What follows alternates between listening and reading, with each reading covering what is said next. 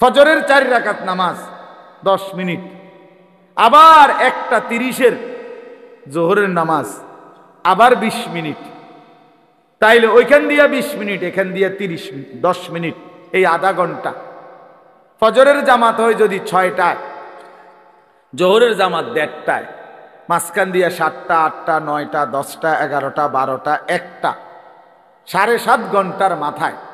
তাহলে 7.5 ঘন্টা বা 7 ঘন্টাই ধরো, ঠিক আছে, 7 ঘন্টা আল্লাহ বলছে বান্দা সামান্য দুনিয়া, কিন্তু যাও সময় বেশি দিছি, যাও তবুও করো, সমস্যা নাই, 7 ঘন্টা করো।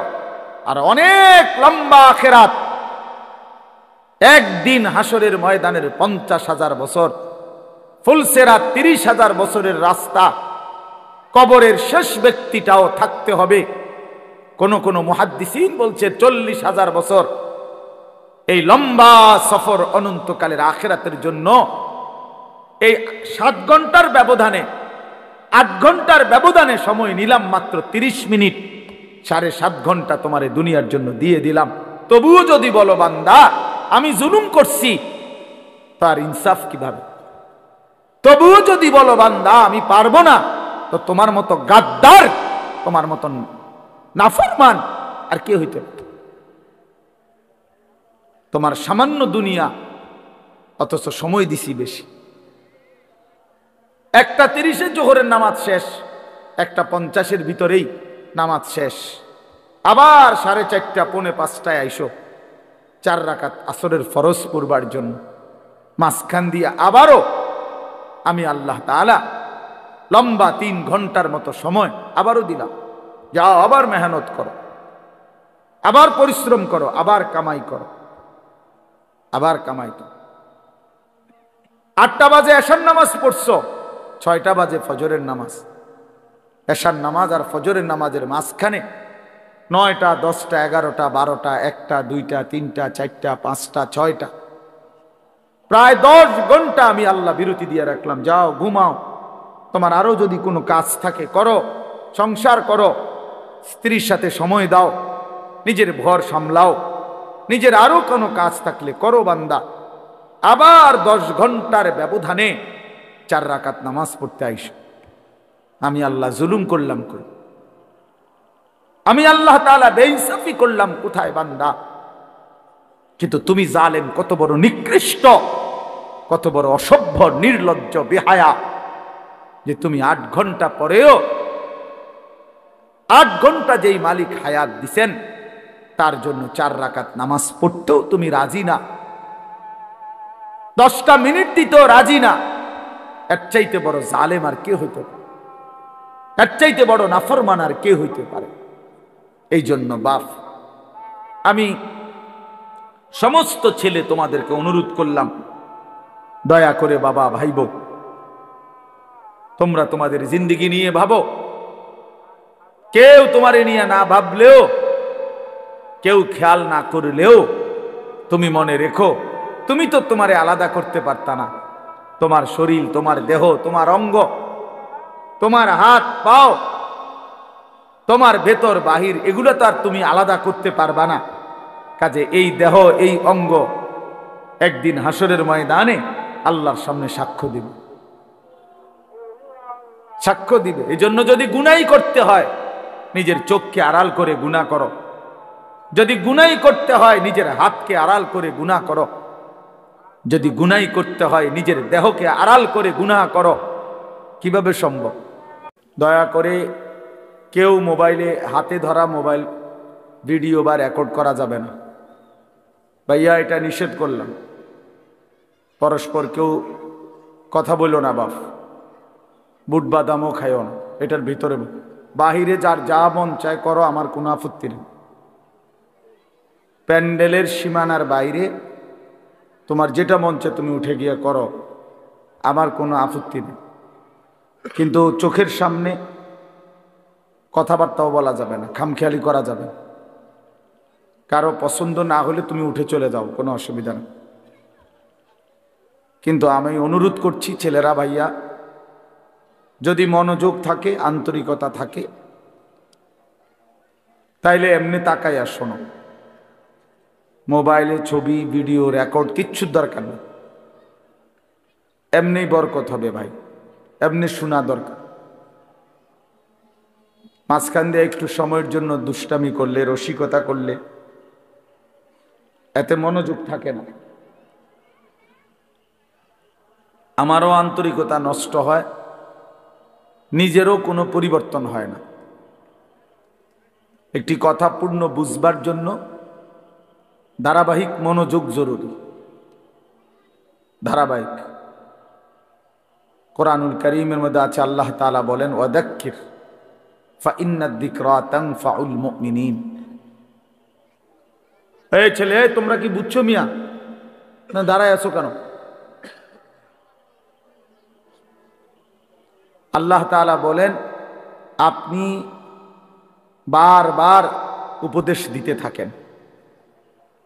যাক্কির শব্দের অর্থ হলো বারবার, অর্থাৎ আপনি আপনার এই কথাগুলো বারবার বলতে থাকেন। ফাইন্নাদ যিকরা তানফাউল মুমিনিন, নিশ্চয়ই প্রত্যেকবার উল্লেখ করলেই, যতবারই বলবেন ততবারই ঈমানদারদের উপকার হবে। এই একবার, দুইবার, 10 বার, 50 বার শুনতে শুনতে, বলতে বলতে একসময় বিবেক জাগবে, অনুভূতি আসবে, ফিকির আসবে যে আহারে আমারে বারবার বলতেছে, আমার প্রতি বারবার নারাজ হইতেছে, আমার তো আসলে বদলানো দরকার। তো একটা সময় তখন পরিবর্তন নসিব হয়। এই জন্য এটা খুব জরুরি, এই বারংবার প্রেসার দেওয়া, বারবার বলতে থাকা, বারবার বলতে থাকা। আম্বিয়ায়ে কেরাম, নবীগণ মানুষদেরকে বারবার আল্লাহর দিকে ডাকতেন। 950 বছর একটানা হযরত নূহ আলাইহিস সালাম একই এলাকার মানুষকে একই অঞ্চলেই আল্লাহর দ্বীনের দাওয়াত দিয়েছে, এক জায়গাতে। আজকে চিটাগাং, কালকে সিলেট, পরশু খুলনা, এমন না, একই অঞ্চলের মানুষকে, মনে করেন একটা নির্ধারিত সীমারেখার ভেতরেই এই মানুষগুলোকেই তিনি 950 বছর বলে গেছে। হতাশ হন নাই, বলেই গেছে।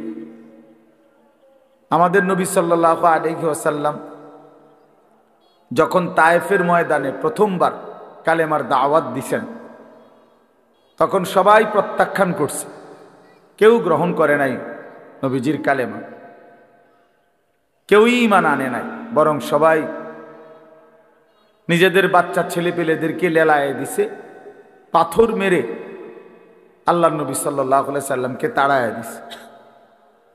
কিন্তু কিছুদিনের ব্যবধানে ঠিক এই তায়েফ থেকেও অসংখ্য অগণিত লোক কালেমা পড়ে মুসলমান হয়েছে। এবং খন্দকের যুদ্ধের সময় এই তায়েফের একজন সাহাবীর বুদ্ধিমত্তায় খন্দকের বিজয়ের অনেক বড় সহযোগিতা, সাপোর্ট হয়েছে।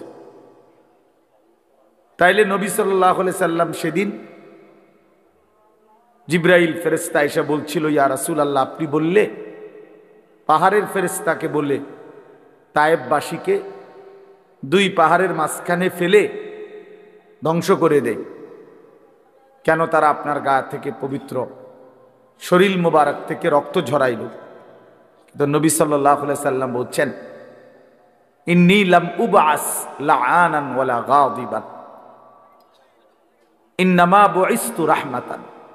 বলছেন জিবরাইল, আমি অভিশাপ দিতে আসি নাই, আমি শুধুই কেবল রাগ করতে আসি নাই, ধ্বংস করতে আসি নাই, আমি এসেছি রহমত হয়ে।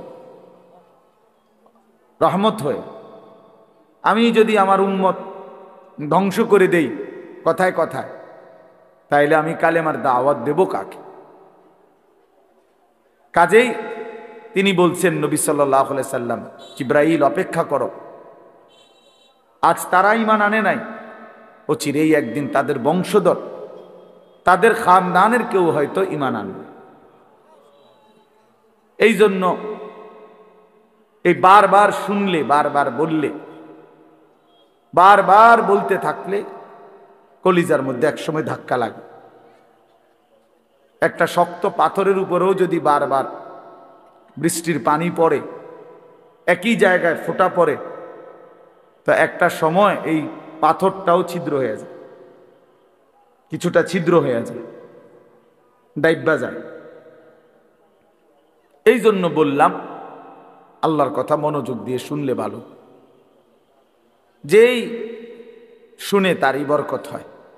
শুক্রবারে জুমার নামাজের বয়ান মনোযোগ দিয়ে শুনলে ধারাবাহিক 52 সপ্তাহ, 1 বছরে, তো মানুষের জিন্দেগি পরিবর্তন হয়। এরপরে এরকম ওয়াজ মাহফিলে উলামায়ে কেরামের নসিহত তোমরা ছেলেরাও যদি আলাদা আলাদা মনোযোগ দিয়া শুনো, একটা সময় দেখবা তোমার জিন্দিগিও সুন্দর হবে।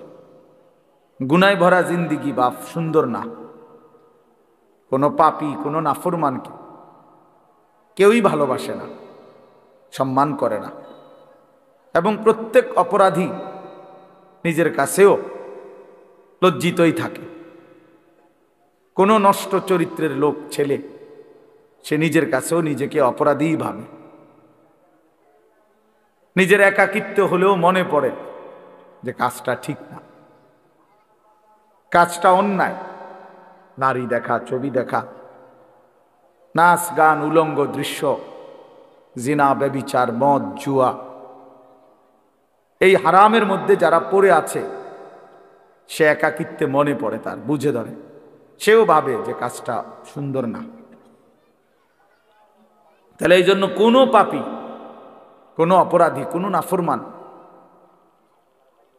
মানুষের কাছেও সম্মান পায় না, নিজের কাছেও নিজে ইজ্জত পায় না, নিজের বিবেকেরও দংশন হইতে থাকে। এই জন্য আমি বললাম গুনাহ, নাফরমানি ইজ্জত দেয় না, সম্মান দেয় না, প্রিয় বানায় না, বরং কিতাবের মধ্যে আছে বুগদাতুন ফি কুলুবিল খালক, প্রত্যেক গুনাহ মানুষের অন্তরে ঘৃণা তৈরি করে।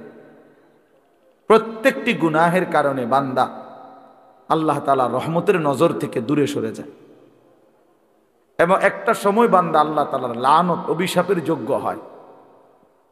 ফলে তখন আল্লাহ যখন কারো উপরে লানত বর্ষণ করে তো গোটা সৃষ্টি তাকে ঘৃণা করে। এই জন্য তোমরা ছেলেরা মনে রেখো, আমি আজকে ওই আসরের আগে এক জায়গায় বলছি এই কথাটা, তোমরা অনেক ছেলে আছো, একটা মিনিট ভাইব এই কথাটা, যে তুমি মনে করো দিন রাত মোবাইলে নারী, ছবি, অশ্লীল দৃশ্য দেখো, কখনোই এক ওয়াক্ত নামাজ পড়ো না, কোনোদিন ফজরের নামাজ পড়ো না, নাচ গান, নাটক, সিনেমা, ছবি, এই নিয়েই তোমার রাত কাটে, দিন কাটে, সময় কাটে, অথচ কেউ তোমারে ডাকে না। তোমার মা, তোমার বাবা, তোমার গ্রামের কেউ, কারো তোমারে নিয়ে কোনো মাথা ব্যথা নাই যে ছেলেটা যে আমাদের চোখের সামনে নষ্ট হয়ে যাচ্ছে, চরিত্রহীন হয়ে যাচ্ছে। এইটা হলো লানত, অভিশাপের বহিঃপ্রকাশ। নুয়াল্লিহি মা তাওয়াল্লা ওয়া নুসলিহি জাহান্নাম ওয়া সাআত মাসীরা। আল্লাহ বলছে আমার রাসূলের বিরুদ্ধাচরণ যে করে, আমার ইমানদার মুমিন বান্দা যে পথে চলে, তার উল্টো পথে যে চলে, তা আমিও তাকে সেই উল্টো পথেই চালাইতে থাকি, এবং এই উল্টো পথেই একদিন তাকে আমি জাহান্নামে ফেলে দেব। কোরআন শরীফে ফিরার তৌফিক হবে না। এটা অভিশপ্ত জীবন, মালউন, অভিশপ্ত হইবে যারে কেউ ফিরায় না। আমি আজকেও বললাম আমার মায়ের বয়স 75 বছর হইব, আমার আম্মার বয়স, আমার বয়স 44 বছর, আমার ওয়াজের বয়স আজকে প্রায় 21 বছর, 22 বছর। আমার 4টা সন্তান আছে, তা আমার মা এখনো আমারে জিঙ্গায়, ফুত নামাজ উঠছুন, কসম আল্লাহ, এখনো জিজ্ঞাসা করে মা, ফুত নামাজ উঠছুন। এখনো মা জিগায়, ফুত চাইও মানুষেরে মাহফিলে যাইয়া টাকা পয়সা লইয়া কারোর লগে ঝামেলা করো না। এই বয়সেও বলেন হ্যাঁ, মা তার সন্তানকে এখনো নজর রাখছে। মা বৃদ্ধ হয়ে গেছে, আমারও বয়স কম হয় নাই, আমিও তো সন্তানের বাপ, তো তোমারে কেউ ডাকে না কা? তোমার প্রতিদিন ফজরের নামাজ ছুটে যাচ্ছে, তোমার মাও ডাকে না, বাবাও ডাকে না, কারণ তোমার উপরে খোদার লানত পড়ছে।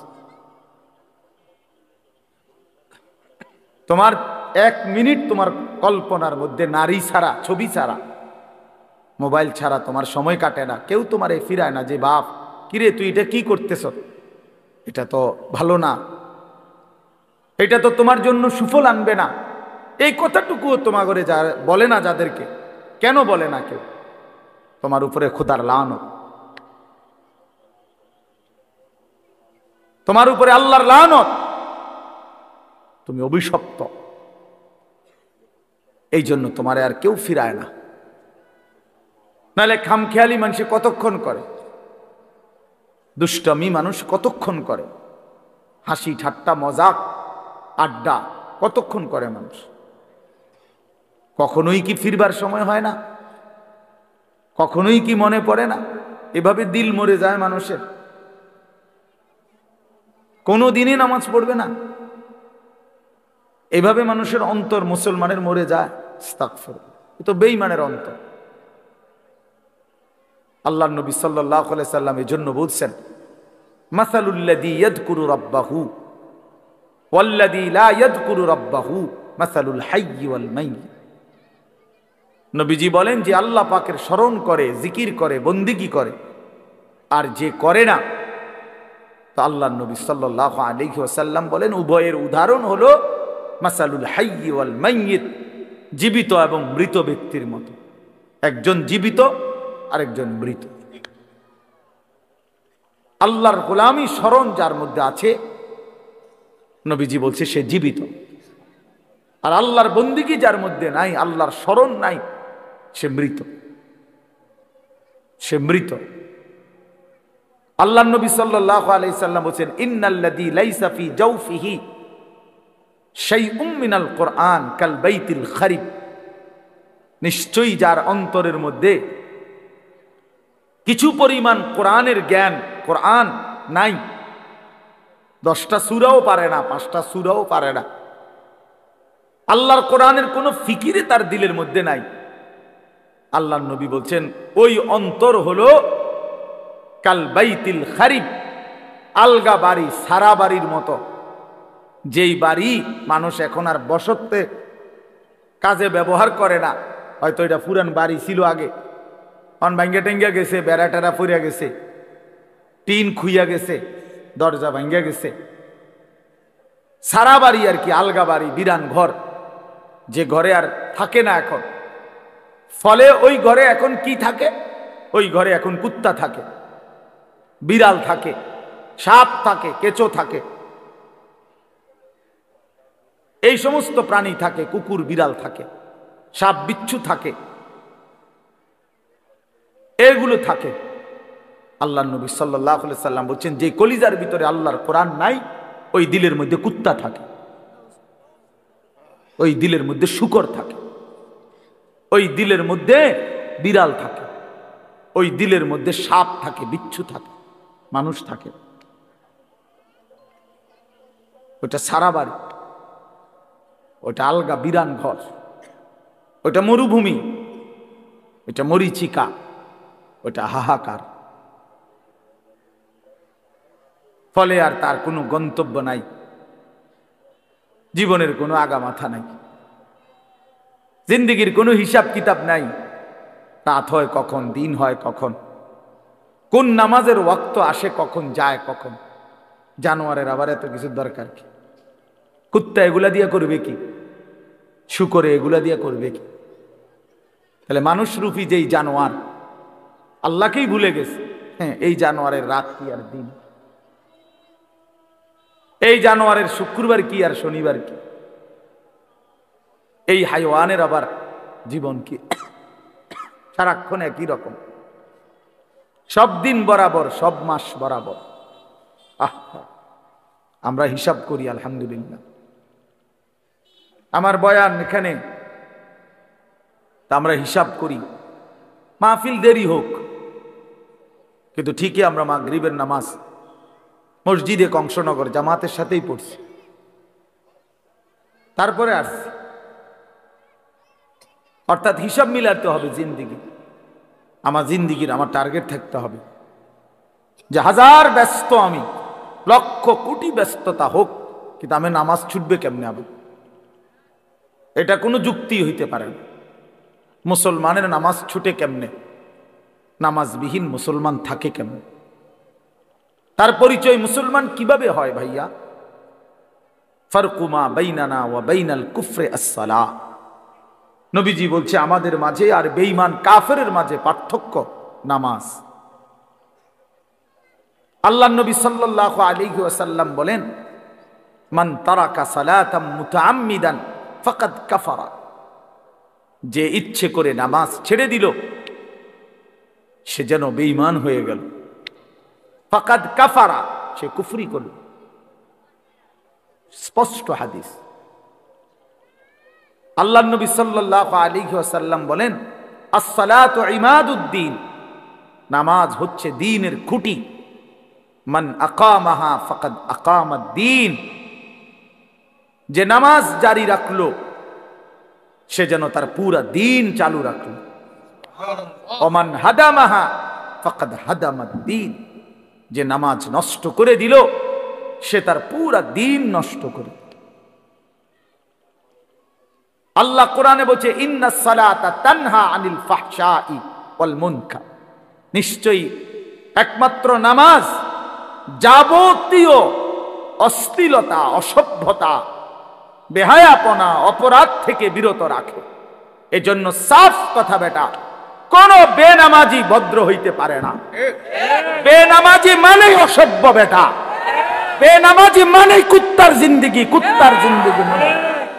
হ্যাঁ, জোরে বল বেটা, তোরা যারা নামাজ পড়স না লজ্জা থাকলে বলিস। আর বেহায়া যদি হাসো বেনামাজি হবার পরেও, তো মনে রাখো তোর ব্রেনে সমস্যা, তোর মাথার তার সিরা, তুই পাগল মাতাল, তুই মানুষও না জানোয়ারও না, তোর কোনো অনুভূতি নাই বেটা, বিবেকে নাই বেটা, তুই জানোস না তোরে বানাইছে কে বেটা, তুই পাগল না ছাগল এটাও জানোস না। কিসের মা কিসের বাপ? বেনামাজির কি আর মা কি তা বাপ? বেনামাজির কিসের আল্লাহ কিসের রাসূল? কিচ্ছু নাই, হেতেই হেতে। তার আবার মা কিভাবে হবে? সে তার মা তো মুসলমান, তার বাবা তো মুসলমান, সে তো তার বাবাকে চিনে না, সে তো তার মায়ের ইজ্জত বোঝে না। অতএব বেনামাজি অনেকটা বেওয়ারিশের মতো, লাওয়ারিশ। এই জন্য বন্ধু মনে রাখ, নিজের হিসাব মিলানো, নিজেকে বুঝা, নিজেকে চিনা অনেক বড় সম্পদ, অনেক বড় নিয়ামত। এজন্য হাসি দিয়ে উড়াই দিও না। এক হুজুর সুন্দর বলছে, শুধু এটাই ভেবো না যে হুজুর ভালোই বলছে। না ভাইয়া, তুমি ভাবো তোমার জিন্দেগি এত অধপতন কেন? একেবারে সামান্য একটা বিষয়। আমরা এখন 5 রাকাত নামাজ পড়ছি মাগরিব, কত 10 মিনিট সময় লাগছে, খালাস। সমস্যা কি? 4 রাকাত ফজরের নামাজ পড়তে কত 10 মিনিট সময় লাগে। এটা এত কঠিন কিছুই না, কিছুই না, এটা কঠিন, কোনো কঠিন হতেই পারে না। কোরআন শরীফ আছে, ইউরিদুল্লাহু বিকুমুল ইউসরা ওয়ালা ইউরিদু বিকুমুল উসরা। আল্লাহ বলে, বান্দা আমি আল্লাহ তোমাদেরকে সব বিষয়ে সহজ করতে চাই, কোনোভাবেই বান্দা আমি তোমার উপরে কঠিন কিছু চাপায় দিতে চাই না। মা জাআলা আলাইকুম ফিদ-দীনি মিন হারাজ। আল্লাহ বলেন, আমি আল্লাহ দ্বীনের নামে, ইসলামের নামে, কোরআনের নামে আমার কোন শরীয়ত, আমার কোন বিধান আমি এমন একটাও বানাই নাই যেটা হারাজ, কষ্ট হয়ে যাবে, মুসিবত হয়ে যাবে, অনেক বড় পেরেশানি হয়ে যাবে তোমার জন্য। না না, আমি এমনটা বানাই নাই। মা জাআলা আলাইকুম ফিদ-দীনি মিন হারাজ।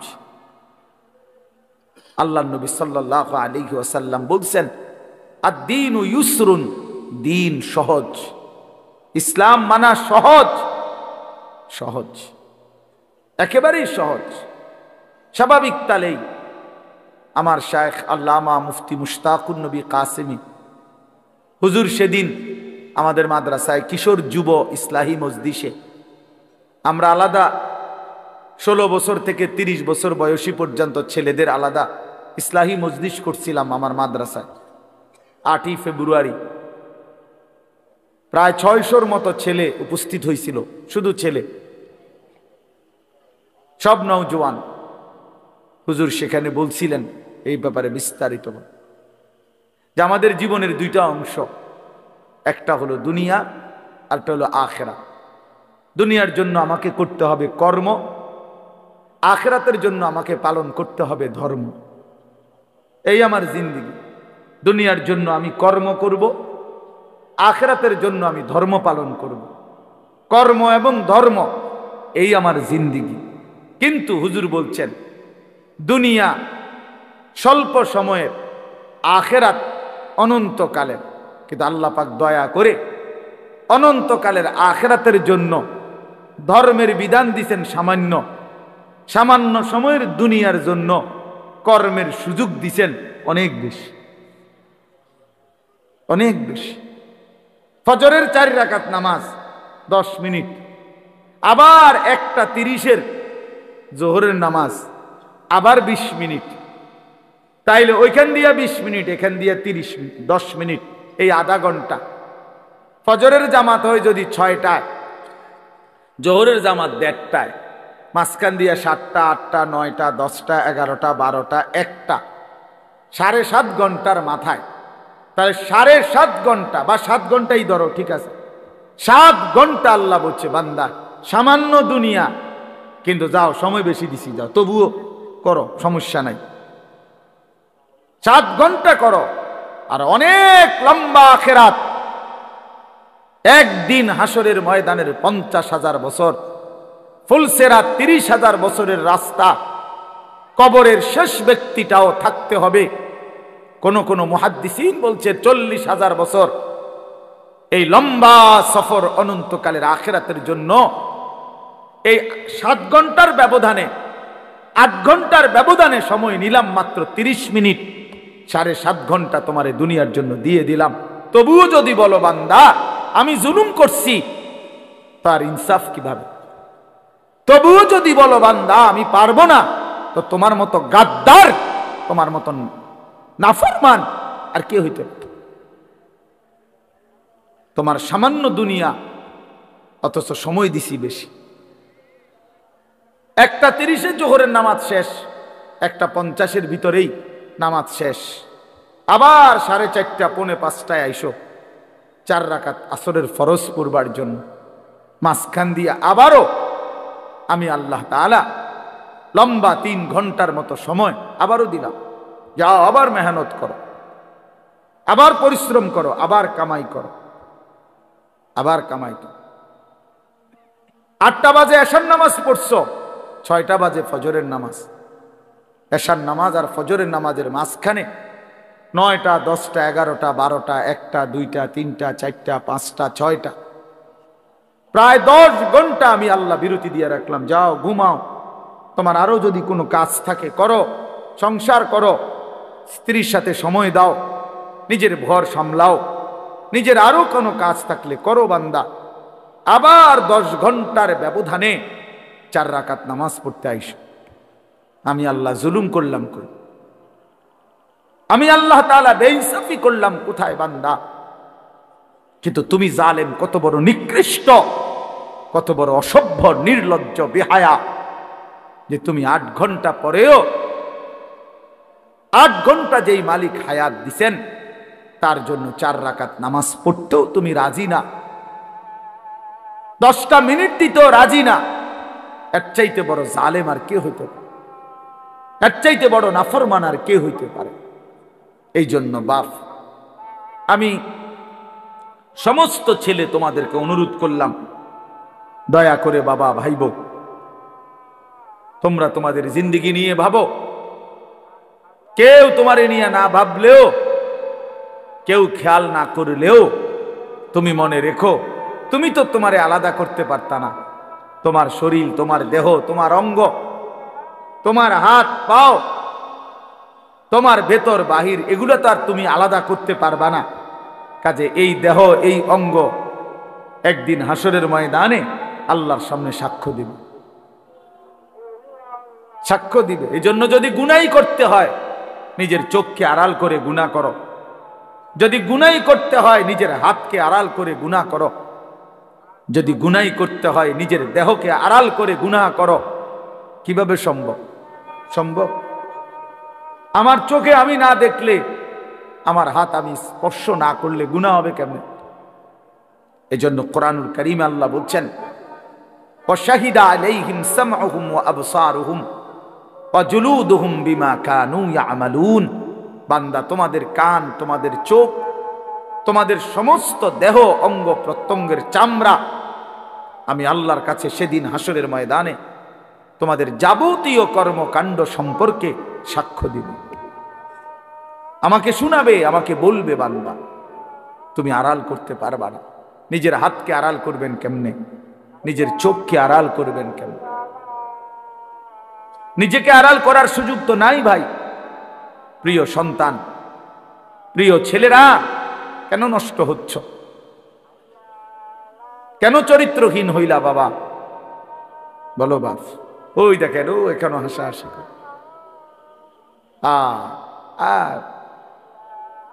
মানে এখন একজনের গায়ে আরেকজন হেলান দিয়া বসে, একজন আরেকজনের আঞ্জা দিয়া ধরে, একজন আরেকজনকে লাথি মারে, আরেকজন আরেকজনের চুল ধরে মানে এই হলো পোলাপানের কি। এখানে না শুধু চলতে ফিরতে, হাঁটতে ঘুরতে একটা আরেকটারে লাথি দেয়, একটা আরেকটারে টাইনা ধরে, একটা চুল ধরে, একটা বেটকায়, একটা আঞ্জা দিয়া ধরে। মানে কি করে? পাগল মাতাল। আহা, দেখেন আপনারা ছেলে পেলেদের চাল চলনে, মানে একেবারেই শূন্য, বিচ্ছিন্ন। পৃথিবীতে কোনো মানুষ আছে তারে কেউ দেখে এটা দ্বারা কোনো লজ্জা শরম হইতে পারে? কিচ্ছু বোঝে না, কিছুই বোঝে না। আমি কিচ্ছু বোঝে না। কি মুরব্বী আছে না, মানুষে দেখে না, আলেম ওলামা দেখে না, হেতে হেতের এত বিকৃত। আল্লাহর নবী সাল্লাল্লাহু আলাইহি ওয়াসাল্লামের জন্য হাদিস আছে দোস্ত। আল্লাহর নবী বলছে, কিছু মানুষের দিল ওয়াল কালকুজ মিরবাদান। নবীজি বলছেন, কিছু মানুষের দিল থাকে এরকম উল্টানো। এই যে এটা উল্টানো, মনে করেন এইটা উল্টানো হইলে এইবার এইটার উপরে যদি এখানে আটলান্টিক মহাসাগরের পানিও ঢালে, এটা পুড়বে না। পুড়বে? এটা কেন পুড়বে না? উল্টা উল্টা। এটা রাসূলুল্লাহ সাল্লাল্লাহু আলাইহি ওয়াসাল্লাম বলছেন, কিছু নাফরমানের কলিজা উল্টানো থাকে, দিল উল্টানো থাকে। লা ইয়ারিফু মা'রুফান ওয়ালা ইউনকিরু মুনকারান। তখন আর সে কোনো ভালোও বুঝে না, কোনো মন্দও বুঝে না, কিছুই বোঝে না, কিছুই বোঝে না। উলাইকা কাল আনআম। আল্লাহ তাআলা বলে, এই মানুষগুলোই হচ্ছে জানোয়ার। এরাই জানোয়ার, যাদের কাছে আলো অন্ধকারের কোনো পার্থক্য নাই, যাদের কাছে রাত দিনের কোনো পার্থক্য নাই, যাদের কাছে হালাল হারামের কোনো পার্থক্য নাই, যাদের কাছে পাক নাফাকের কোনো পার্থক্য নাই, যাদের কাছে জায়েজ না জায়েজের কোনো পার্থক্য নাই। হালাল টাকাও খায়, সুদের টাকাও খায়, আপন মাকেও দেখে, রাস্তার নারীকেও দেখে, আপন বোনকেও দেখে, পরের বোনকেও দেখে। যার কাছে কোনো হালাল হারাম বলতে কিছুই নাই, শরীর নাপাক, পেশাব পায়খানা করে পবিত্রতা অর্জনের কোনো দাঁড় দাঁড়ে না। তো আল্লাহ নবী সাল্লাল্লাহু আলাইহি সাল্লাম বলেন, মূল কারণ এমন কেন? এই নাফরমানের কলজা উল্টানো, এই নাফরমানের দিল উল্টায় দিছে আল্লাহ। ইন্না কুলুবাল ইবাদ বাইনা ইসবাআইন মিন আসাবি'ir রহমান ইউকাল্লিবুহু কাইফা ইয়াশা।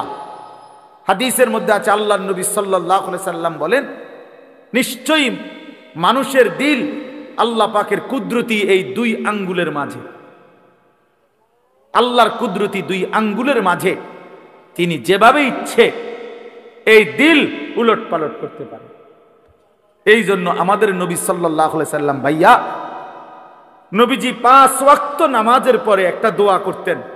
অনেকগুলো দোয়ার মধ্যে এটাও একটা দোয়া নবীজি নিয়মিত করতেন, ইয়া মুকাল্লিবাল কুলুব সাব্বিত কলবি আলা দীন। হে অন্তর সমূহের উলট পালটকারী, আপনি আমার দিলটা আপনার দ্বীনের উপরে মজবুত রাখেন। সুখে থাকি দুঃখে থাকি আপনাকে যেন না ভুলি, রাতে থাকি দিনে থাকি আপনাকে যেন না ভুলি, একাকী থাকি প্রকাশ্যে থাকি আপনাকে যেন না ভুলি। সব প্রত্যাশা মতো পাই কিংবা না পাই, মাওলা আপনারে যেন না ভুলি, আপনারে যেন না ভুলি, আপনারে যেন না ভুলি। আপনাকেই যদি হারিয়ে ফেলি তো মোমেনের আর থাকলো কি? আপনারই যদি পেয়ে যাই মোমেনের আর হারালো কি? হারালো কি? जो तू मेरा तो सब मेरा, যখন আল্লাহ আমার সবই আমার। अगर एक तू नहीं मेरा तो कोई शै नहीं मेरी, যখন আল্লাহ আমার নাই কিছুই আমার নাই। আমরা কিতাবে পড়ছি, বুজুর্গদের মুখে শুনছি। আমার ঢালকানগর হযরত কুতবে আলম আরিফ বিল্লাহ হযরত মাওলানা শাহ আব্দুল মতিন বিন হুসাইন দামাত বারাকাতুহুমুল আলিয়া, আমি হযরতের মুখেও বহু শুনছি। এই ভারতীয় উপমহাদেশে একজন বড় বুজুর্গ ছিলেন, সাইয়্যিদুত তাইফা হাজী ইমদাদুল্লাহ মুহাজিরে মক্কি রাহমাতুল্লাহ আলাইহি। জগৎ বিখ্যাত বুজুর্গ ছিলেন, আল্লাহর ওলি ছিলেন। তো উনি যখন মুনাজাত করতেন, আল্লাহর কাছে কিছু চাইতেন, তখন তিনি বলতেন, চাই মাওলা, আপনার কাছে দুনিয়ার কত মানুষ কত কিছু চায়, বাড়ি চায়, গাড়ি চায়, কত প্রয়োজনের কথা আপনার কাছে বলে, আর আমি ইমদাদুল্লাহ আপনার কাছে, আপনি আল্লাহকেই চাই, আমার আর কিচ্ছু লাগবে। कोई तुझसे कुछ और कोई कुछ मांगता है, मैं हो तुझसे या रब तलबगारे तेरा। আল্লাহ কেউ এটা চায় কেউ ওটা চায়, আমি না আপনার কাছে আপনাকেই চাই, আপনার কাছে আপনাকেই চাই। আপনি আমার হয়ে গেলে আর বাকি থাকলো কি? আপনি আমার না হলে আমি আর পেলাম কি? والذين آمنوا أشد حبا لله, রব্বুল আলামিন বলে যারা মুমিন তাদের সবচাইতে বেশি ভালোবাসা আল্লাহর জন্য। কার জন্য? ইয়া আইয়ুহাল্লাযীনা আমানু মান ইয়ারতাদ্দা মিনকুম আন দীনিহি ফাসাউফা ইয়াতিল্লাহু বিকওমিন ইউহিব্বুহুম ওয়া ইউহিব্বুনাহু। আল্লাহ বলেন, হে ইমানদার মুমিন, মনে রেখো, গোটা পৃথিবী যদি আমি আল্লাহর বিরোধিতা করে, আমি আল্লাহর দ্বীন থেকে যদি মুরতাদ হয়ে যায়, কোনো সমস্যা নাই, আমি তৎক্ষণাৎ নতুন জাতি নতুন মানুষ আবার তৈরি করব। জমিনে আমি এমন মানুষ সর্বদাই রাখব, এমন একটা দল জমিনে আমার সব সময় থাকবে, ইউহিব্বুহুম ওয়া ইউহিব্বুনা, যারা আমাকে ভালোবাসবে, আমি আল্লাহ যাদেরকে ভালোবাসবো। ভালোবাসার এই আদান প্রদান আমি আল্লাহ জমিনে রাখবই রাখবো। জমিনে আমার বান্দা বলবে, আল্লাহ আমি আপনাকে ভালোবাসি, আর শাজিম থেকে আল্লাহ বলবে, বান্দা আমিও তোকে ভালোবাসি। हम यहां से तुम वहां से दोनों जानिब से इशारा हुआ, আমি এখান থেকে তিনি সেখান থেকে, দুই দিক থেকে ইশারা হয়েছে যে দুইজন দুইজনকে ভালোবাসে। বান্দা তার মালিককে ভালোবাসে, মালিক তার গোলামকে ভালোবাসে। এজন্য দোস্ত, প্রিয় ভাই, আল্লাহ পাকের এক ভালোবাসার, মায়ার, আল্লাহর হওয়ার, নিজেকে আল্লাহর জন্য, আখিরাতের জন্য, নিজের জীবন সুন্দর করার জন্য একটা শ্রেষ্ঠতম মাস আমাদের সামনে হাতছানি দিচ্ছে, আমাদের সামনে ছায়া বিস্তার করছে, গ্রাম শোনা যাচ্ছে, সেটাই মাহে রমজান। মাহে রমজান এতটা প্রিয় মাস, আল্লাহ নিজে যেই মাসের নাম আল্লাহ পাক নিজে উল্লেখ করছে, শাহরু রমাদান, এই যে রমজান মাস। আল্লাহ বলেন এটা আমি বললাম শাহরু রমাদান। এই জন্য রমজান মাস বছরে কয় মাস উচ্চারিত হয় এই শব্দটা কনসে এটাই একটা সহজ হিসাব, বোঝেন কিনা কোন তো দেখি, বোঝেন নাই কথাটা? এই শব্দ এটা কোরআন শরীফের শব্দ, শাহরু রমাদান, রমজান মাস। এটা উল্লেখ করছে কে? আল্লাহ। কোথায়? তো এইটা বছরে কয়বার উচ্চারিত হয়? একবার, 24 ঘন্টা উচ্চারিত। 24 ঘন্টা জমিনে এই শব্দ উচ্চারিত, কারণ আল্লাহর জমিনে 24 ঘন্টাই আল্লাহর কালামের তেলাওয়াত চলতেছে। পৃথিবীতে কোনো মুহূর্তেই আল্লাহর কালামের তেলাওয়াত বন্ধ হয় না। তাহলে এই শব্দ তো তেলাওয়াতের অংশ, এই শব্দ তো আয়াতের অংশ। সূরা বাকারা, কোরআনুল কারীমের দ্বিতীয় সূরার 185 নম্বর আয়াত, শাহরু রমাদান, রমজান মাস। কোন মাস উল্লেখ করেছেন আল্লাহ? মাসের নাম রমজান। যিনি উল্লেখ করলেন তিনি রহমান, নাজিল করলেন কোরআন। গ্রহণ করবে যারা তারা মুসলমান। শাহরু রমাদান আল্লাযী উনজিলা ফীহিল কোরআন। আল্লাহ বলে বান্দা শুনো, রমজান মাস চিনেছো কিনা বান্দা? সেটা সেই মাস যে মাসে আমি আল্লাহর কোরআন নাজিল করা হয়েছে। আল্লাহ বলেন যেদিন কোরআন নাজিল হয়েছে সেই বরকতে রমজান দামি হয়েছে। কোরআন নাজিল হয়েছে সেই কারণে লাইলাতুল কদর দামি হয়েছে। প্রত্যেক বছর সবে কদর কোরআন নাজিল হয় না, কিন্তু ওই এক রাতে কোরআন নাজিল হয়েছিল সবে কদর। ফলে অনন্তকালের জন্য ওই রাত যতবারই ফিরে আসে ততবারই দামি হয়। ওই এক বছরই শুধু রমজানে কোরআন নাজিল হয়েছিল। এখন তো আর কোরআন নাজিল হয় না, নবীজি তো নাই, কিন্তু ওই এক মাস কোরআন নাজিল হয়েছে যেই মাসে, সেটা যতবার ফিরে ফিরে আসবে ততবারই দামি হতে থাকবে। শাহরু রমাদান, ওই দেখেন ওই অপদার্থ, এই হাইওয়ান দেখছেন, এই যে এতক্ষণ খুঁজা পাইছেন না তো, এখন দেখেন এই হাইওয়ান কাহাকে বলে। এই দেখেন এত নির্লজ্জ কিছু ছেলে আছে, এত অসভ্য, এত শক্ত অসভ্য এগুলো। মানে তার কথা হলো, হুজুর তোমার বাপেও যদি বলে আমি মোবাইল ছাড়তাম না, তোর আব্বা যদি কয় হুজুর তোর বাপ কবর থেকে আইয়া কইলো আমি শুনি, আমি আমার বাপের কথাই শুনি না, তোর কথা শুনবো কিতাম বেড়া হুজুর, তুই কেডা বেড়া?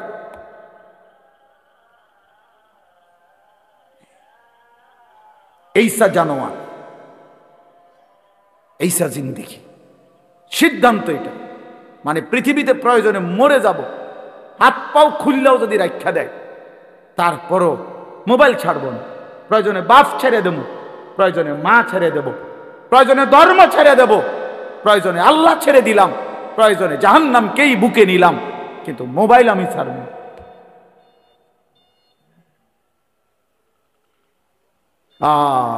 কলিজা যার পাথর, জিন্দিগি যার পাথর হয়ে গেছে, তাদের যারা এটা মানায়। আপনি নাহলে চিন্তা করেন না তার সাহসটা কত। এতগুলো মানুষ আমরা মনোযোগ দিয়ে শুনতেছি, সে এই অবস্থাতে কাইত হইয়া মোবাইলে টিপতেছে। হায় হায় অপদার্থ রে! আমি ছেড়ে দেওয়ার মানুষ না, আমি ছাইরা দই না মানুষ, এটা আমার সিদ্ধান্ত জিন্দিগি। যেদিন কইতে পারি, যেদিন কইতে পারি, মাগার বলে যাব শক্তভাবে। হিসাব আমার, যদি কোনোদিন আর বলতে না পারি, না পারলাম খালাস। আমি জনপ্রিয়তা দিয়া কি করবো? আমি কি ভোটে খারাইছি না? তো আমি কি আমার ভোটা, আমি ভোটার টোয়াই নেই, আমি জনপ্রিয়তা দিয়া করব কি? বোঝেন নাই আমার কথা? আমি তো ইলেকশনে খারাইছি না, আমার এই মানসিকতাও নাই। তো আর আমার সমস্যা কি? আমার শুধু বলে যাওয়া, আল্লাহর কথা ফেরি করা, বলতে থাকা, যেখানে সুযোগ হয়, যেটুকু সুযোগ হয় আল্লাহর কথা বলা। কবি আরশ पर कभी फरश पर, कभी उनके दर कभी दर बदर, गमे आशिकी तेरा शुक्रिया, मैं कहां कहां से गुजर गया, कभी रास्तू में तन्हा, कभी हो गुरूद सहरा, मैं जुनू का हम सफर हो, मेरा कोई घर नहीं। আল্লাহর পথে যে ডাকে তার কোনো ঘর হয় না। এই উঠা নামা দৌড়, ওই হল্লোর। আমি সকাল 7টা বাজে আসছি সিলেট থেকে, 12টার দিকে উঠতেই আমার বিবিরে বললাম 1 কাপ চা। খালাস, কই যাইতেছে জায়গা, ওর বাইরে গেছে। চলো ভাইয়া, জিন্দিগি চলতে থাকে, বিশ্রাম হবে ইনশাআল্লাহ যেদিন কবরে পৌঁছবে সেদিন, আরাম হবে যেদিন জান্নাত হবে সেদিন। এজন্য ছেলেরা নষ্ট হলো কেন নষ্ট হয়ে গেল? তাহলে মাহে রমজান, আল্লাহ আমার কথা শেষ। আল্লাহ বলছে বান্দা এটা আমার মাস, রমাদানু শাহরুল্লাহ। নবীজি বলছে রমজান আল্লাহর মাস, রমজান আল্লাহর মাস, রমজান আল্লাহর মাস। প্রিয় বন্ধু, রমজান সামনে। আল্লাহ কোরআন নাজিল করেছেন, কোন এক রাত্রে নাজিল করছেন, অথচ অনন্তকালের জন্য ওই এক রাত যতবারই ফিরে আসে ততবারই দাম। কোন এক বছরে না রমজানে নাজিল হইছে, বুঝেন নাই কথাটা? প্রত্যেক বছরই কি রমজানে কোরআন নাজিল হয়? কিন্তু ওই কোন এক মাসে নাজিল হইছে, সেই 610 খ্রিস্টাব্দে নবী সাল্লাল্লাহু আলাইহি সাল্লামের বয়স যখন 40 তখন। কিন্তু এরপরে তো 1450 বছর চলে গেছে। 1450 বছর ধরে যতবার রমজান ফিরে ফিরে আসে ততবার কোরআন রমজানকে দামি বানায়। তাহলে কোরআন যদি রমজানকে দামি বানায়, কোরআন যদি শবে কদরকে দামি বানায়, কোরআন যদি হাফেজে কোরআনকে দামি বানায়, কোরআন তোমারও দামি বানাবে, রমজান তোমাকেও দামি বানাবে। তুমি কদর করো, তুমি কদর করো ভাইয়া। রমজানে ঘুরে দাঁড়াও, রমজানে পরিবর্তনের ফিকির করো। আমার বাপ, আমার ভাই, আমার ছেলেরা, নিজেদেরকে রহম করো, রমজান সুন্দর করো, রমজানে গুনাহ ছেড়ে দাও, রমজানে আল্লাহর ইবাদতে লাগাও। 20 রাকাত তারাবি পূর্ণ পড়ো, প্রতিদিন রোজা ঠিক মতো রাখো, বরকত হবে। 5 ওয়াক্ত নামাজ জামাতে পড়ো ভাইয়া। কেন নষ্ট হইলা? সে তোমারে মূল্যায়ন করে। তোমার এই চুল, তোমার এই প্যান্ট কোন ছাগলে দেখে? তুমি কও। এই সমাজের কোনো ভদ্রলোক, এই সমাজের মান্যগণ্য কোনো মানুষ, দিন দরদি কোনো মানুষ তোমাকে দেখে? কেউ কোনোদিন তোমারে ডাকছে কোনোদিন যে বাবা তোমার এই অসাধারণ চুলের জন্য তোমারে ধন্যবাদ? হ্যাঁ, তো তাহলে সে সামান্যতম, আমরা তো মনে করেন একটু অনুভব করি, কথার কথায় অহংকারের জন্য বুঝাইতেছি না, যেন আমি এটা অনুভব করি আমরা যে অনেক মানুষ আমগরে মহব্বত করে, মুসাফা করে, হ্যাঁ, মাহফিলের জন্য বলে, তাহলে বোঝা গেল আমি অনুভব করি যে আমার অনেক মানুষ মহব্বত করে। আমার কথাটা বোঝেন নাই? অনেক মহব্বতের যে কি পরিমাণ যন্ত্রণা, এগুলো এই নজরুল মোহাম্মদ এগুলো দেখলেই বোঝা যথেষ্ট। গমে আশিকি তেরা শুকরিয়া, এইটার অর্থ এইটা। গমে আশিকি মানে হইল ভালোবাসার বেদনা, ভালোবাসার যন্ত্রণা, মহব্বতের যন্ত্রণা।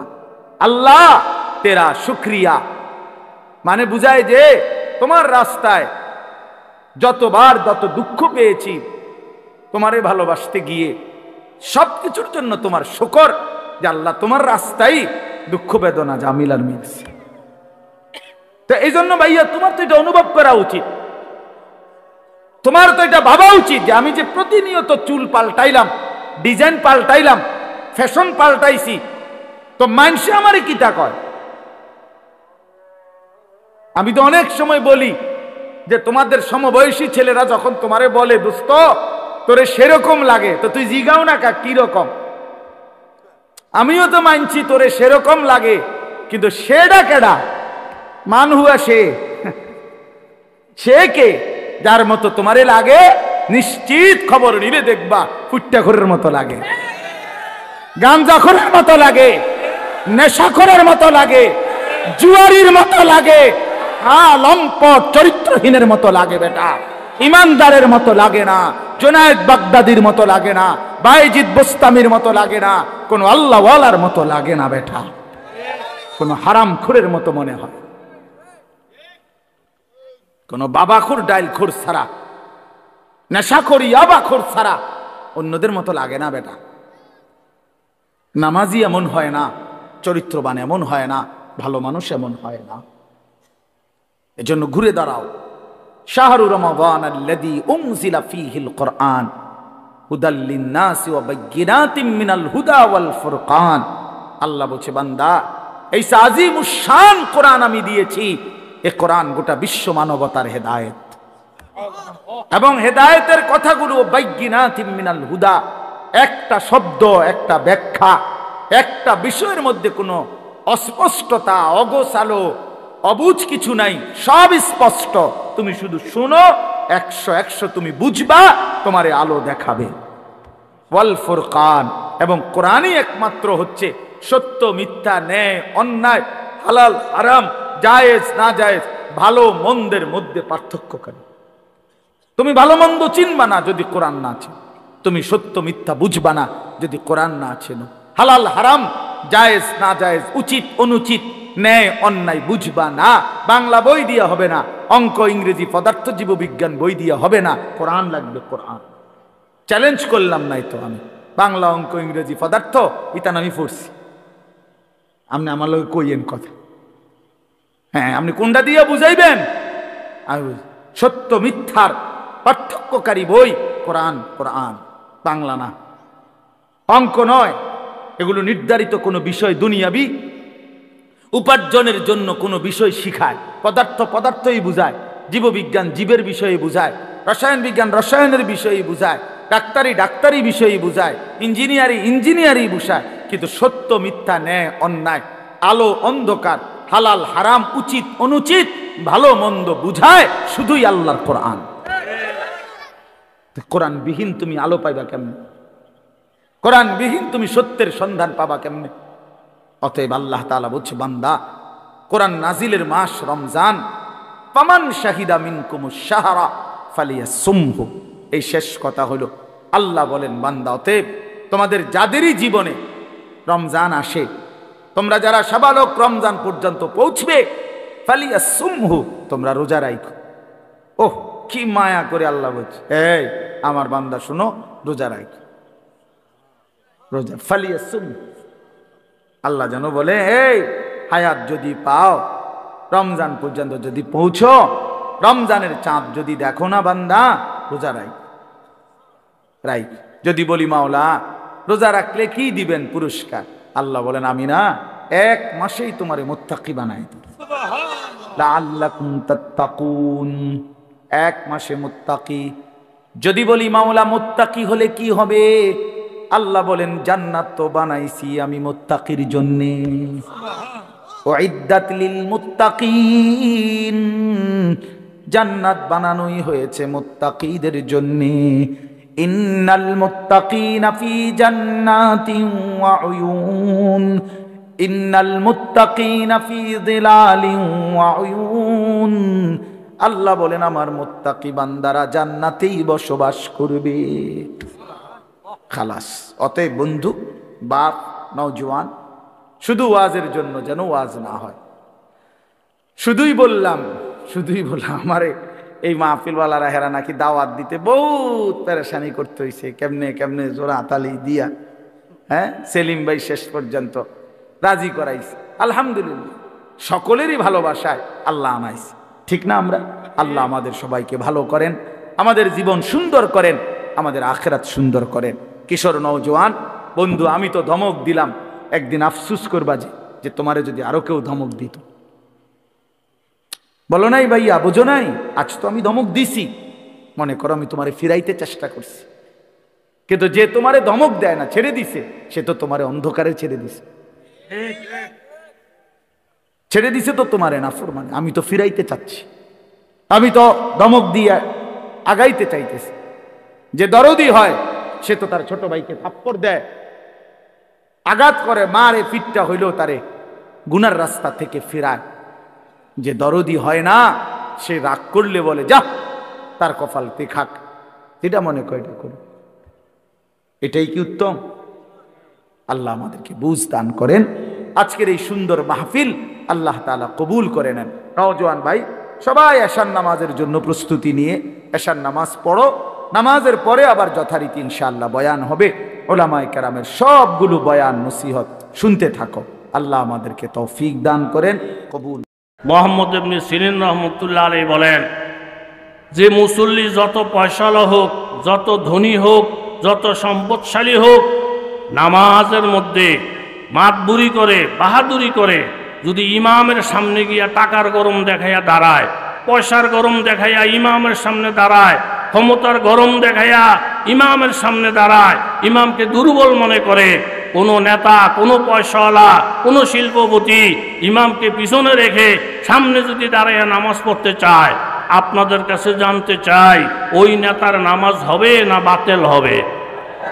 তাইলে মুসল্লি সুস্থ থাকার জন্য, ইবাদতটাকে সহি রাখার জন্য, মুসল্লির মর্তবা আল্লাহর কাছে বৃদ্ধি করানোর জন্য, মুসল্লির দাম বাড়বে তখন মুসল্লি যখন ইমামের পিছনে দাঁড়াবে। ইমামের সামনে দাঁড়াইলে মুসল্লির ধ্বংস আসবে, নামাজ ধ্বংস হবে।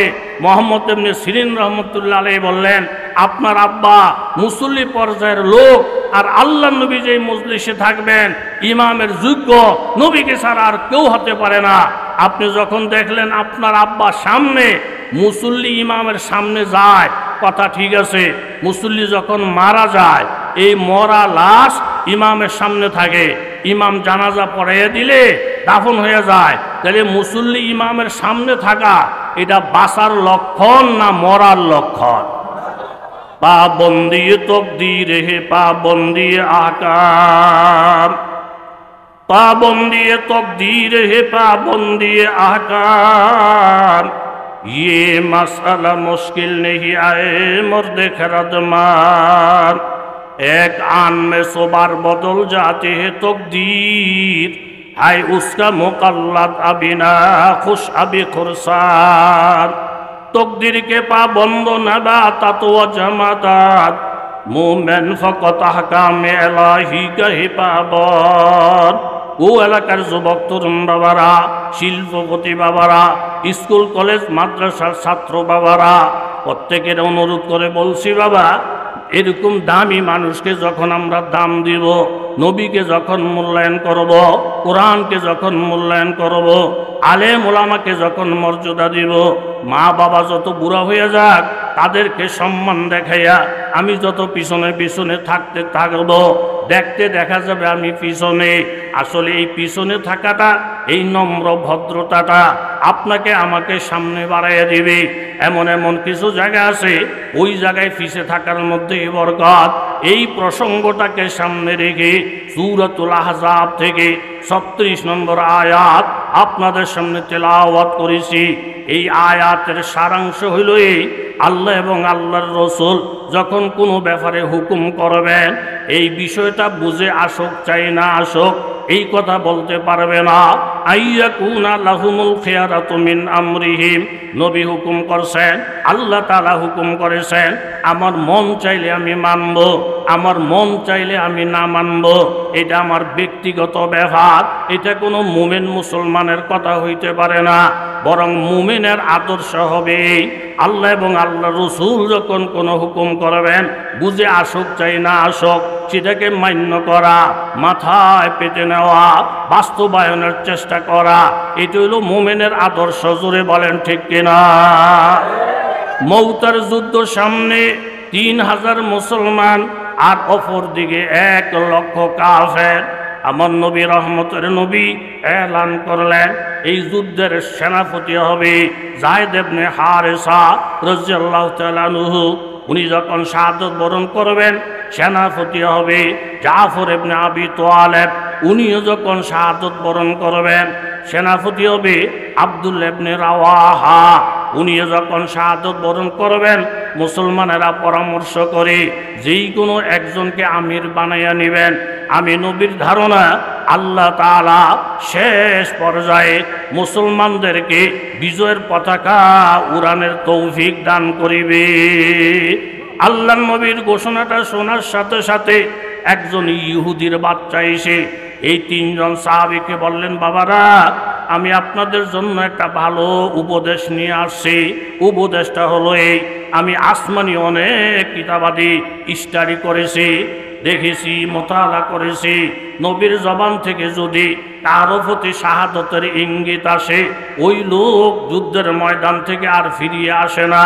অতএব আমি আসমানি কিতাবের ধারা মোতাবেক বুঝতে পারলাম এই জেহাদে আপনারা তিনজন শাহাদত বরণ করবেন, আপনারা মদিনায় ফিরে আসতে পারবেন না। অতএব কারণে প্রত্যেকটা মানুষের জীবনের একটা মূল্য আছে। আপনারা যেই কোনো বাহানা করে এই যুদ্ধর থেকে এরকম পিছনে থাকা না যাওয়ার ব্যবস্থা করেন, আর নচেত আপনাদের ভবিষ্যৎ অন্ধকার, আপনাদের মৃত্যু নিশ্চিত।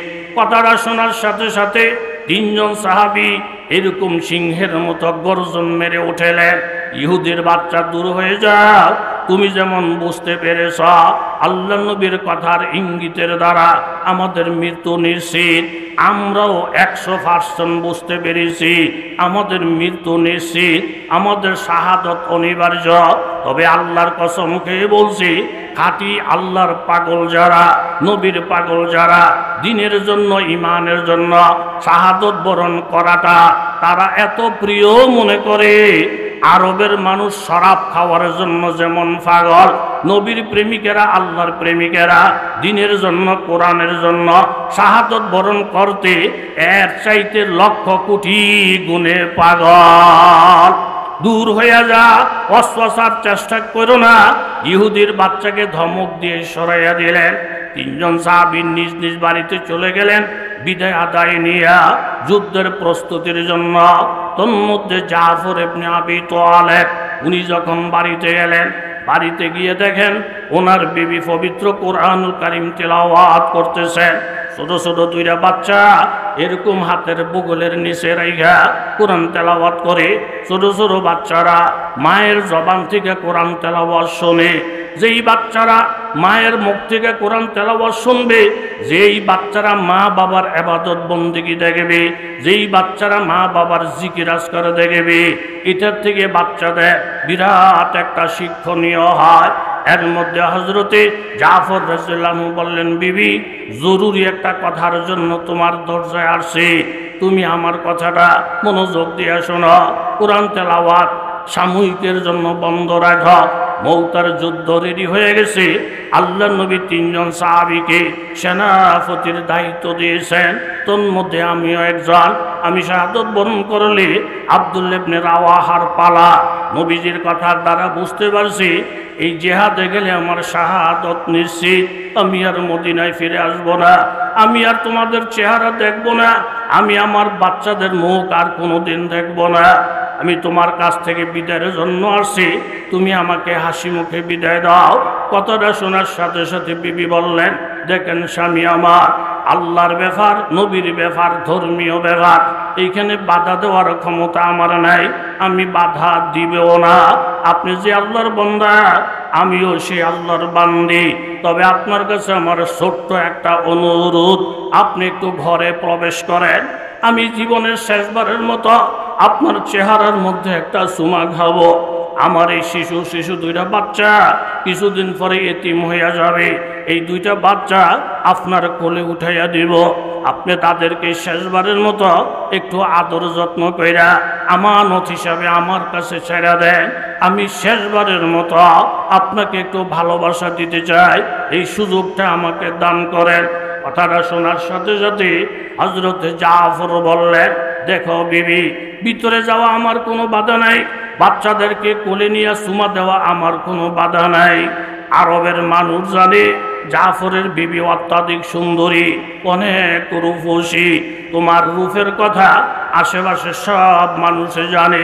এই মুহূর্তে যদি আমি তোমার ঘরের মধ্যে ঢুকি, তুমি যদি হাসি দিয়ে কথা বলো, অথবা মহাব্বত করে আমাকে যদি একটা চুমা খাও, আর এই ছোট ছোট দুইটা বাচ্চা আমার কোলের মধ্যে যদি উঠাইয়া দাও, তারা আব্বা বলে যখন আমার ঘাড় ধরাইয়া ধরবে, আমার বুকে পাজা করে ধরবে, এই বাচ্চাদের ভালোবাসায় পইরা তোমার প্রেমের মধ্যে পইরা যুদ্ধের ময়দান থেকে যদি আমি ফিরিয়া যাই, অমনোযোগী হয়ে যায়, অথবা যাইতে যদি আমার বিলম্ব হয়ে যায়, আল্লাহর কসম জাফরের এই চেহারা আল্লাহ নবীর সামনে দেখাইতে পারিবে না।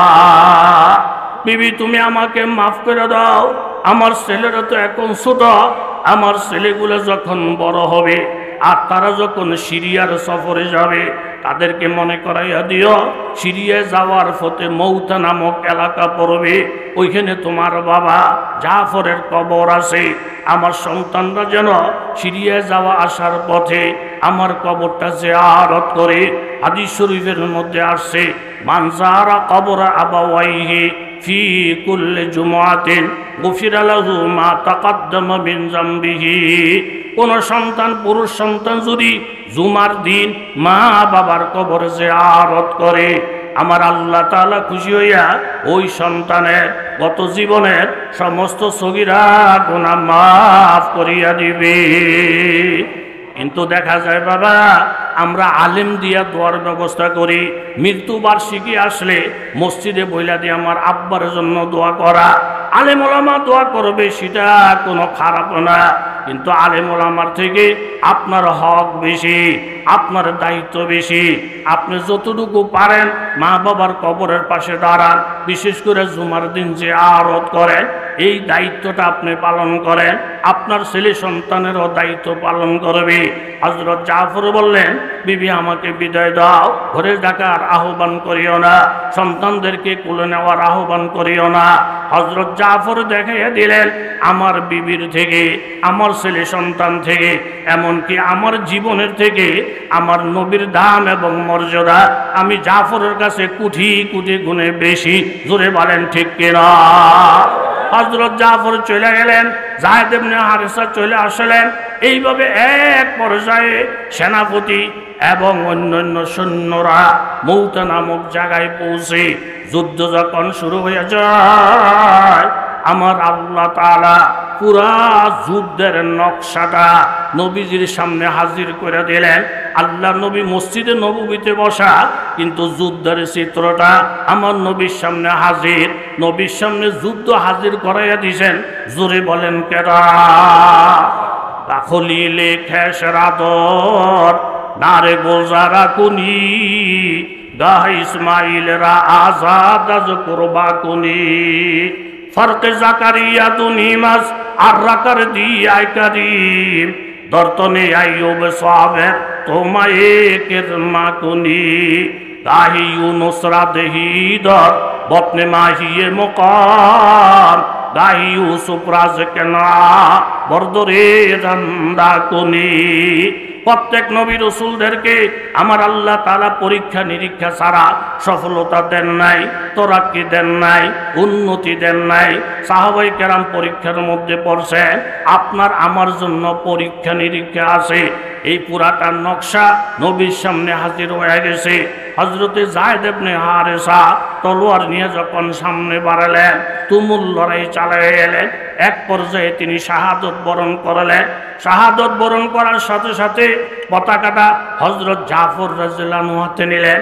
নবী বললেন, সাহাবীরা শোনো, এইমাত্র জাফর শাহাদত, এইমাত্র যায়েদ ইবনে হারেসা শাহাদত বরণ করেছেন।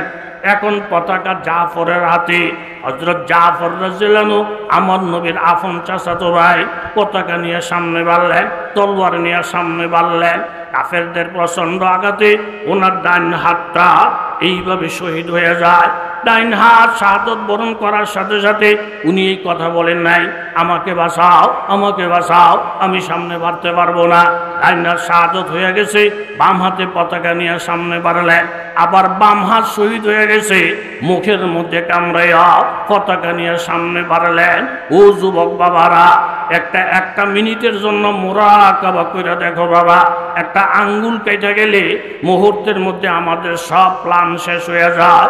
একে একে দুইটা হাত কেটে গেছে, এখনো নবীর পাগল, জেহাদের থেকে পিছনে হটে না, দৌড়াইয়া পালানোর চেষ্টা করে না, বরং মুখের মধ্যে পতাকা জড়াইয়া সামনে বাড়ালেন।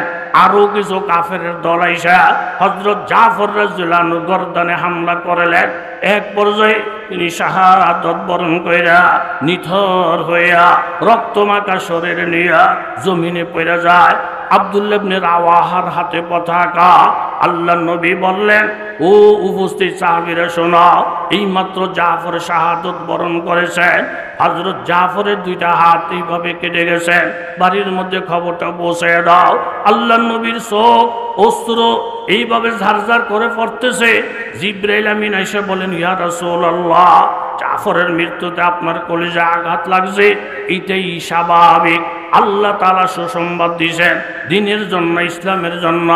হযরতে জাফর দুইটা হাত যখন শাহাদাত বরণ করে ফেলেছেন, এই দুই হাতের বিনিময়ে আল্লাহ তাআলা জাফরকে দুইটা পাখা দান করেছেন। এই দুইটা পাখা মাইরা মাইরা হযরতে জাফর আল্লাহর জান্নাত ভ্রমণ করিতেছে। এইভাবে আব্দুল্লাহ ইবনে রাওয়াহা শহীদ। সাহাবায়ে কেরাম পরামর্শ করে খালিদ ইবনে ওয়ালিদ রাদিয়াল্লাহু তাআলা আনহুকে সেনাপতি বানাইলেন। তলোয়ারটা হাতের মধ্যে নিয়ে খালিদ ইবনে ওয়ালিদ সামনে বাড়ালেন। যেই কাফের সামনে পড়ে একটা কোপ দিয়া কল্লাটা ফালাইয়া দেয়, আবার কাফের সামনে আসে কোপ মাইরা কল্লাটা ফালাইয়া দেয়। একটা তলোয়ার ভেঙে যায়, বললেন আমাকে তলোয়ার দাও। আবার যখন তলোয়ার দিলেন, কাফেরদের হত্যা করতে করতে দ্বিতীয় তলোয়ারটা ভেঙে যায়, আবার বললেন তলোয়ার দাও। কাফের হত্যা করতে করতে চতুর্থ তলোয়ারটা ভেঙে যায়, বললেন আমাকে তলোয়ার দাও। এইভাবে 9টা তলোয়ার ভাঙ্গার পরে হযরতে খালিদ বলে, ও নবীর সাহাবীরা, আমাকে তলোয়ার দাও। এখন খালিদকে দেওয়ার মতো আর তলোয়ার নাই। একজন সাহাবী চিন্তা করলেন, এখন ওনাকে কি দিয়া বুঝ দেওয়া যায়। লাফ দিয়ে একটা খেজুর গাছে উঠেলেন, একটা খেজুরের ডালা ভাঙ্গা দৌড়াইয়া হযরত খালিদ ইবনে ওয়ালিদের হাতে দিলেন।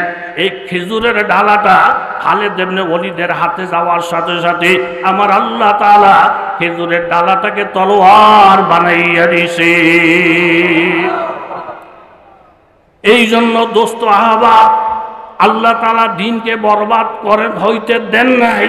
এই দ্বীনের আশেক যারা, পাগল যারা, তারা দেখিয়ে দিলেন আল্লাহ আল্লাহ রসুল যখন কোনো হুকুম করবেন, হুকুমটা করতে দেরি, মানতে দেরি নাই। যুক্তি মতো হইল কি হয় নাই সেটা দেখার টাইম নাই। নবী হুকুম করছেন আর সেটা মান্য করা, এটা হইল উম্মতের জন্য ফরজ। জোরে বলেন ঠিক কিনা? খন্দকের যুদ্ধ 10,000-এর উপরে এইভাবে কাফের মুশরিক সব সম্মিলিতভাবে মদিনায় হামলা করবে। আল্লাহ নবী সাহাবীদেরকে নিয়ে পরীক্ষা খনন করলেন। এর মধ্যে 4 ওয়াক্তের নামাজ আমার নবীর কাজা হয়ে যায়। আল্লাহ নবী ক্ষুধার্ত, অনেক সাহাবায়ে কেরাম ক্ষুধার্ত। তন্মধ্যে হযরতে জাবের রাদিয়াল্লাহু তাআলা আনহু আল্লাহ নবীর ক্ষুধার্ত অবস্থা দেখা চলে আসলেন বাড়িতে। বাড়িতে আইসা বিবির সাথে পরামর্শ করলেন, বিবি, আল্লাহ নবী ক্ষুধার্ত, নবীকে মেহমানদারি করার মতো কোনো সামান কি ঘরে আছে? মেহমানদারি করা সুন্নত। মান কানা ইউমিনু বিল্লাহ ওয়াল ইয়াউমিল আখির ফালইউকরিম যায়ফাহু। যাদের পক্ষান্তরে আল্লাহর উপরে ঈমান আছে, আখিরাতের প্রতি বিশ্বাস আছে, তাদের জন্য উচিত তারা যেন মেহমানের একরাম করে, মেহমানদারি করে। যেই ঘরের মধ্যে বেশি বেশি মেহমান আসে, ওই ঘরের রিজিকের মধ্যে আল্লাহ বরকত দান করে, ওই ঘরটা জিন্দা ঘরের মতো। আর যেই ঘরের মধ্যে মেহমান আসে না, মেহমানদারি হয় না, ওই ঘরের মধ্যে আয় বরকতও থাকে না। কথা জোরে বলেন ঠিক কিনা? সেটা অন্য প্রসঙ্গ, সময় কম, এই জন্য সংক্ষিপ্ত সমাপ্তির দিকে যাওয়ার আমি চেষ্টা করে যাচ্ছি। নবী সাল্লাল্লাহু আলাইহি ওয়াসাল্লাম ক্ষুধার্ত। বিবি, নবীকে মেহমানদারি করার মতো কোনো সামান কি আছে? বুখারী শরীফের রিওয়ায়াত। তখন বিবি সাহেবা বললেন, একটা বকরি আছে, ছোট্ট বকরি, আপনি বকরিটা জবাই করে দিয়ে যান। আর অল্প কিছু আটা আছে, আমি রুটি বানাইতে থাকি আর গোস্ত পাক করতে থাকি। আপনি গিয়ে আল্লাহ নবীকে কানে কানে বলেন, ইয়া রাসূলুল্লাহ, অল্প কিছু গোস্তের ব্যবস্থা আছে, অল্প রুটির ব্যবস্থা আছে, ইয়া রাসূলুল্লাহ আপনার দাওয়াত, নবী আসলে আমরা ফ্যামিলি সহ একবেলা খাওয়ার ব্যবস্থা হবে। আপনি নবীজিকে বুঝাইয়া বলেন আল্লাহ নবীর একা দাওয়াত, ডানে বামের কোনো চিন্তা ফিকির এই মুহূর্তে আমাদের নাই। হযরত জাবের রাদিয়াল্লাহু তাআলা আনহু আল্লাহ নবীর দরবারে এলেন, গিয়া বলেন, ইয়া রাসূলুল্লাহ, অল্প রুটির ব্যবস্থা আছে, অল্প গোস্তের ব্যবস্থা আছে, ইয়া রাসূলুল্লাহ আমাদের ঘরে আপনার দাওয়াত। কয়জন? কথা বলেন, কয়জন? আর একটু জোরে বলেন, কয়জন? নবী সাল্লাল্লাহু আলাইহি সাল্লাম ওনার কথা বুঝতে পারছেন, উনি কি বুঝাইতে চাইছে আল্লাহ নবীর বুঝার কোনো বাকি নাই। নবী বুঝতে পারছেন, উনি একজনের দাওয়াত নিয়ে আসছেন।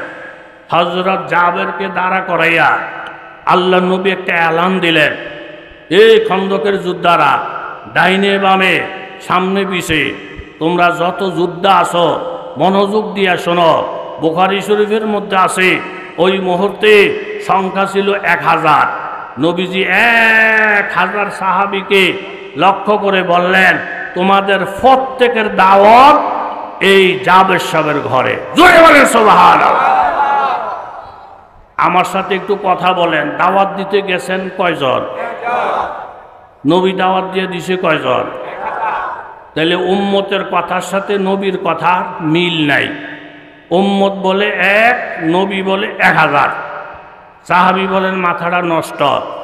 এই মুহূর্তে যদি বলি, ইয়া রাসূলুল্লাহ এই 1000 কইতাম না ইয়া রাসূলুল্লাহ, তাইলে বাদ কোরবানির পরে দেখা যাক, রমজানের পরে দেখা যাক, বাদ।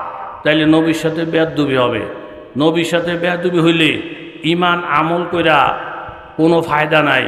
নবীকে বেজার কইরা আল্লাহকে খুশি করা যায় না। কথা জোরে বলেন, ঠিক কিনা? চিন্তায় পড়ে গেলেন, কি করি, আবার যদি কিছু না বলি, নবী 1000 সাহাবী নিয়ে গেলে আমার উপায় কি? অনেক চিন্তা ভাবনা কইরা ভাবলেন আমার বিবির সাথে একটু পরামর্শ করি। তাড়াতাড়ি দৌড়ে আইসা বিবিরে বলেন, বিবি সাহেব ভেজাল হয়ে গেছে। কই কি? নবীরে একা দাওয়াত করছি, বুঝাইয়া বলছি, কিন্তু আল্লাহ নবী 1000 সাহাবী দাওয়াত দিয়ে দিছে। আমাদের দেশের মেয়ে লোক যদি হইতো আধা ঘন্টা পর্যন্ত হুজুর করে গাইল লইত। এই হুজুর গো খাইছো তুই, একজন কইলে 5 জন, 5 জন কইলে 25 জন, 25 জন কইলে 200 জন। দাওয়াতের কথা শুনলে হুশ জ্ঞান সব হারাইয়া লায়। বাপরে বাপ, খাইতে পাগল। দাওয়াত দিতে গেছেন একজন, নবী দিয়ে লেছে 1000 জন। এই দাম বোঝানো সম্ভব না, লন আমরা ঘর তালা দিয়া ফলাইয়া যাই। এই খাইচ্যতের মেয়ে লোক সমাজে, কথা জোরে বলেন, আছে না নাই? উত্তরা এলাকায় আমার এক দীর্ঘদিনের মুসল্লি, উনি উত্তরে আজমপুর, আমার সাথে দেখাটা হয়ে জড়াই ধরছে, হুজুর আমি এখানে একটা ফ্ল্যাট নিছি, আপনার পিছনে বহু নামাজ পড়ছি, হুজুর আমার একটা অনুরোধ, আমার ফ্ল্যাটের মধ্যে বৈশা আপনি শুধু একটা চা খেয়ে আসবেন। আমি বললাম টাইম নাই, বেশি আপনার মনের আবেগ হইলে এখান থেকে আমাকে একটা চা বানিয়ে দেন। ও না হুজুর, এই চা আর আমার ঘরের চা এক না, হুজুর আসমান জমিন বেশ কম। বাস মূল কথা, অনেক রিকোয়েস্ট করার পরে আমি ওনার বাসায় ড্রয়িং রুমে গিয়ে বসলাম। আমি বললাম যে ভাই দেরি করেন না, আমি কিন্তু অনেক কাজ থুইয়া আপনার মন রক্ষার জন্য আসি, হুজুর অল্প সময়। এই কথা বলে আমারে ড্রয়িং রুমে বসে যে ভিতরে গেছে প্রায় ফোনে 1 ঘন্টা। উনিও আইয়ে না, ওনার কোনো মোবাইল নাম্বার আমার কাছে নাই। আমি যে ফোন করে বলবো যে ভাই তাড়াতাড়ি আসেন, আমার চা লাগবো না, আমি বিরক্ত হয়ে গেছি। আবার একা একা যদি বাহির হয়ে যায়, এটাও তো একটা দৃষ্টিকটু। না বলে গেল গা, কি নিয়ে গেল গা, নানান চিন্তা ভাবনা করে মন খারাপ পয়সা রয়েছি। ঘণ্টাখানিক পরে দেখি একটা বিস্কুট আর একটা রং চা নিয়া সামনেকে সালাম আলকে দিয়ে, হুজুর আসসালামু আলাইকুম, হুজুর একটু লেট হয়ে গেছে। ওইয়া চাটা থুয়ে বিস্কুটটা যখন দিছে, তখন আমি বললাম, দেখেন আপনি দীর্ঘদিনের মুসল্লি, সত্য করে বলেন, আপনি যে আমার চার জন্য ভিতরে গেছেন, পিঠা ভাড়া খাইছেন নি বউয়ের? হুজুর আপনি কেমনে বুঝলেন? আমি তো আপনার চেহারার যে নমুনা, আপনি তো একটা উড়াল দিয়া আমার চা বিস্কুট খাওয়ানোর কথা, আপনি একটা বিস্কুট আর চা নিয়েছেন 1 ঘন্টা পরে। হুজুর আপনি রোগটা ধরে লইছেন। আমি অগ্রিম কিছু বলি, হুজুর বলেন। আপনি যখন গিয়ে বলছেন এক হুজুর নিয়ে আইসি, ওনারে চা খাওয়াইতে হইব, তখন বউ প্রথম জারিটা দিছে হুজুর মুজুর খাওয়ানোর টাইম নাই।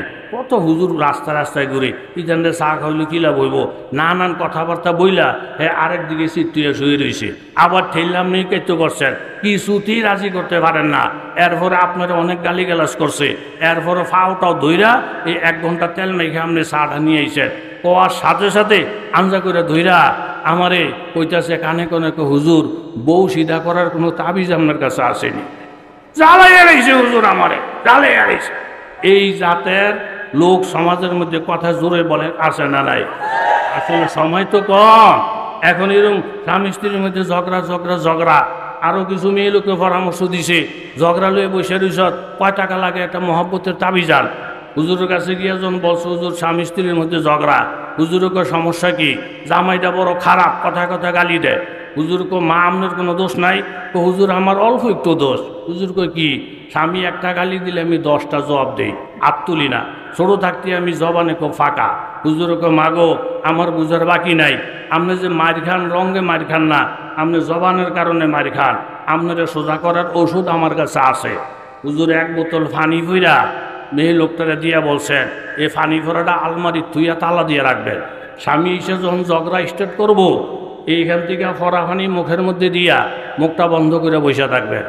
যত গালি দেয় দেখ, যদি কোনো জবাব দেন, একটা ফোড়া পানি যদি নিচে পড়ে আমনে মরবেন, 1 ফোড়া পানি যদি পেটের ভিতরে যায় আপনার 5টা ফোলা ফাইন মারা যাইব। বড় ডেয়ারিং পানি ভরা। স্বামী চলে যাওয়ার পরে যা খুশি তা করবেন। ঠিকই স্বামী আইসা যখন ঝগড়া স্টার্ট করছে, স্বামীরও যে একেবারে তুলসী পাতা এমন না, খারাপ ফাসলো তোলা স্বামীও বাংলাদেশে, কথা জোরে বলেন আছে না নাই? ওইদিকে গেলাম না। এখন বেরিয়ে তো পানি ভরা রাইখা স্বামী যখন ঝগড়া স্টার্ট করছে, তাড়াতাড়ি মুখে পানি ভরা দিয়ে চুপ। একবার মিজাজটা এমন করা হয়, তোরে পানি ঢালে লাউনের ক্ষমতা আছে রে, কথা শুধু তুই জানোস আমি জানি না, করমু কি? এখন জবটা দিলি তো, হয় পানি ভিতরে যাবো নাইলে বাইরে করবো, হয় আমি মরবো নাই ফোলা পানি, যা তোর মনে যা সাইজটা কর। এরম একে 3 দিন ঝগড়া, বেডির মুখে কি কথা কন না গা, একে 3 দিন ঝগড়া, বউর কোনো জবাব নাই। স্বামীকে এত বড় মানুষ, কোন হুজুরের বয়ানে এত বড় আল্লাহ হয়েছে। এখন বিবির ডাইকা বলতেছে, বিবি তোমার থেকে আমি শিক্ষা গ্রহণ করলাম, মাই আজমানলি মা বাইনা লিহিয়াইহি ওয়া মা বাইনা রিজলাইহি আজমান লাহুল জান্নাহ। আমার নবীর হাদিস, ও আমার উম্মতের নরনারীরা শোনো, তোমরা যদি তোমাদের জবানটারে হেফাজত করতে পারো, লজ্জার স্থানটাকে হেফাজত করতে পারো, এই 2টা জায়গা হেফাজতের দায়িত্ব আমার কোনো উম্মতে নিলে আমি তাকে জান্নাতে নেওয়ার দায়িত্ব নিতে পারবো। স্বামী বললেন, বিবি গো আমার, আজকে 3 দিন ঝগড়া করি কোনো জবাব দেও না, তুমি এত ভালো হয়ে গেছ, আমি তোমার ফাও শুয়া কসম খাইতেছি, তুমি যেমন কথা বইলা আমার মনে কষ্ট দাও নাই। আজকে একে 3 দিন কত ঝগড়া করলাম, আমিও ওয়াদা করলাম, আমিও কথা বইলা তোমার মনে কষ্ট দিব না।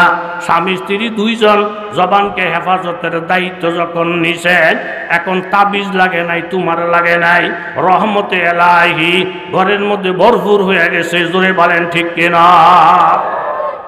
জাবের সাপ দাওয়াত দিছে কয়জন? কথা কন না কা? নবী দিছেন কয়জন?